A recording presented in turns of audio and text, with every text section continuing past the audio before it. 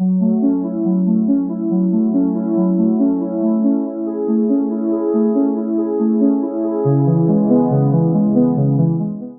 that you have a pretty active studio life in New York, you have a big studio, you have your galleries in New York. How is it for you to work from where you are now? I've been like thinking a lot about like different ideas. I haven't been really necessarily making like finished works, mostly because I'm not in the studio, but like the ideas are kind of percolating in there and just kind of waiting for the right opportunity, like a scheduled exhibition or a scheduled, something set in stone that I can just kind of put all those like kind of ideas or material tests towards. The studio in New York is great. I love it. I miss it a lot. The challenge here is just kind of trying to keep active and keep creative using kind of the tools that I can source. I don't have all my tools, all the materials, all like the lights, everything is all in the studio, and I didn't really have a chance to kind of pack and bring all that stuff here, so I had to kind of just source what I could. So I've been doing kind of some experiments with like cyanotypes, just doing like kind of analog, kind of outputting analog materials, digital information into like analog output, and then also kind of playing around with like a Connect sensor and experiment around with that, just in terms of like creating videos and kind of playing with that kind of like spatial information. And it's kind of nice as like a medium. I mean, it turns out really grainy, but it has this kind of weird, almost like 16 millimeter film look, but kind of ghostly. I started with like just driving around because there's a lot of forests here. So they just do these kind of like panning shots of forests and trees, and you get these kind of nice textures going by with all this kind of like point cloud spatial data. I like the aesthetic actually, and I think for like video, it kind of like also fits. It kind of fits like also the aesthetic that I do with lights, and it makes sense kind of conceptually. So it's easier for me to kind of approach it that way. How would you describe where you're at now and where you're going in the perspective of where you're coming from, let's say?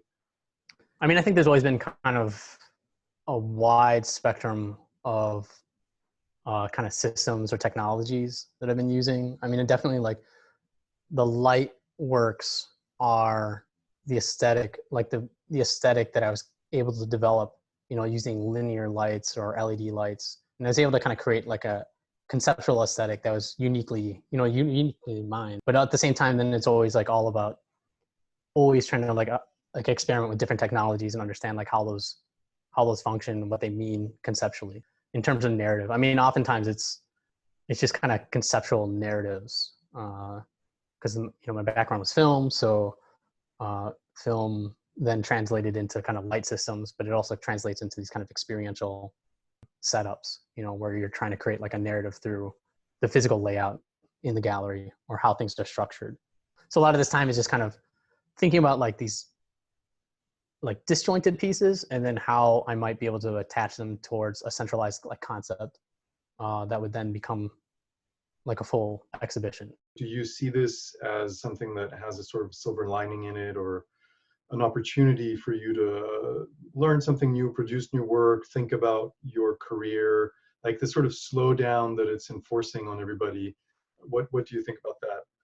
With everything that's been going on, it's been definitely like more of like kind of a meditative or introspective time, for me. So I've been just kind of thinking about, I've been thinking a lot about that in terms of what it means for how I approach work, what it means even like up to how we're distributing, our ideas, with the gallery system or events or, festivals, like these kind of things in terms of like how people experience art.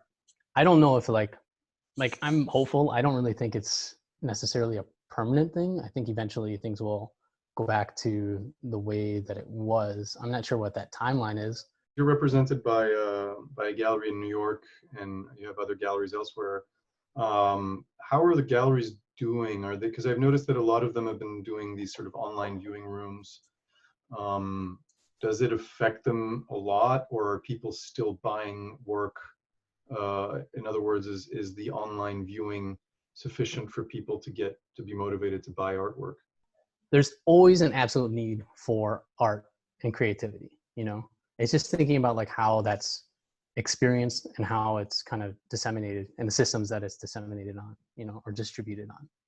And so I think for, somebody who's working, within the art world or within the art market, you try to think about like how your work is experienced now, which is a lot like screen based, and how that's interpreted, and then how to use that.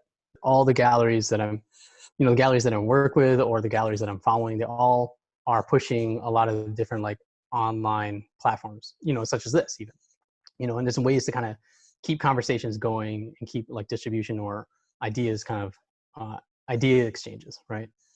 Can I be an artist in a world where there's so much uncertainty about my ability to show the arts? Because it's not like this is the last time that this will happen, So I don't know. I mean, what kind of advice do you think we could give to people that are in those positions or starting out? The idea of being an artist isn't short term. It's kind of like a decision that you make and that you have to like stubbornly stick to, for the rest of your life.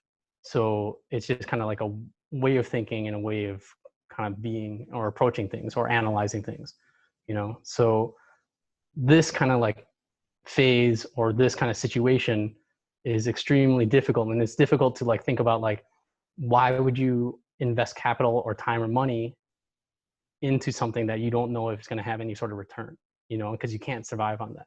And especially like in the US, there's really little support for arts and artists, here. So it's like, it makes it really, really difficult. The only thing that I think the thing that kind of like helps to put things into perspective is the idea of looking back at this time, like decades from now, So if you're thinking like you're like 70 or older and you're looking back on your career, then you just see this as like a different phase of that time, and it kind of just it takes you out of like this momentary panic of like what to do now into where do things fit in the larger picture of what you've been doing anyways, and you try to build up like, and you're just trying to build like a timeline and a portfolio of like where you are, how you're feeling, what you're thinking of, within that kind of perspective. You just have to make works. You have to think about things. And then later on, that kind of fits into the puzzle of, what's been going on.